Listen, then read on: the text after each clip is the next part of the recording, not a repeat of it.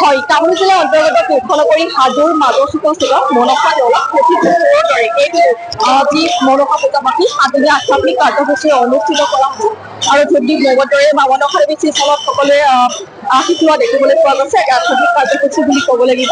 প্ৰতি বছৰে সৰ্ব অতিথি দেৱী মা মনসাক এইদৰে পূজা অৰ্চনা কৰা হয় আৰু নৱসূত্ৰ ৰাইজ পৰিদৰ্শন পৰ্যটক অনুষ্ঠিত কৰা হৈছে। 7দিনীয়া কাৰ্যসূচী আৰু পূৰ্বতে সম্পৰ্ক আমাৰ ডিবি নিউজৰ দৰ্শকসকলক আমি হাজোৰ পৰা দেখুৱাই অনুভৱ কৰিছো। এইবাৰ আমাৰ 91তম মা মনসা পূজা উদযাপন আমাৰ চলি আছে আৰু নমক্ষুদ্ৰ ৰাইজে আজি 91 বছৰ ধৰি এই মানস পূজা চলাই আহিছে।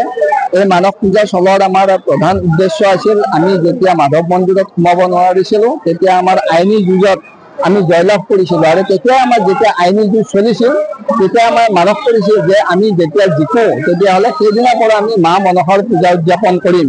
যেতিয়া আমাৰ 22 চনত সেই ৰিজাল্টটো আহি যায় সেইদিনাৰ পৰা আমি মা মনসাৰ পূজা উদযাপন কৰিবলৈ লৈছোঁ।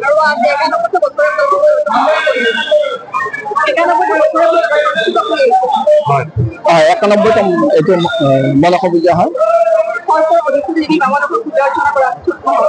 চ'ত মাহত। সৰ্পৰ এইটো মা মনসাৰ এইটো পূজা এইটো কাৰণতে কৰা হয় যে সৰ্প দুখ নিবাৰণৰ কাৰণে এই মা মনসাৰ পূজা কৰা বুলি আমি সকলো ৰাইজে সেইটোৱে মানো যে সৰ্প দুখ নিবাৰণৰ কাৰণে এই পূজা কৰা হয়। এতিয়া আমাৰ 7দিনীয়া বৰ্ণাঢ্য কাৰ্যসূচী চলি আছে। যোৱাকালি আমাৰ মাতাৰ ৰাজধ্বজা উত্তোলন হৈ গ'ল। এতিয়া আমাৰ বৰ্তমানলৈকে ওজাপালি চলি আছে। অহাকালি নাট্য অভিনয় হ'ব, তাৰপিছত আকৌ নাগাৰাৰ নাম হ'ব, আকৌ পিছদিনাখন নাট্য অভিনয় হ'ব। ঠিক এনেকৈ 7দিনীয়া কাৰ্যসূচী। আমাৰ 11 তাৰিখে মা মনসা দেৱীৰ বিসৰ্জন।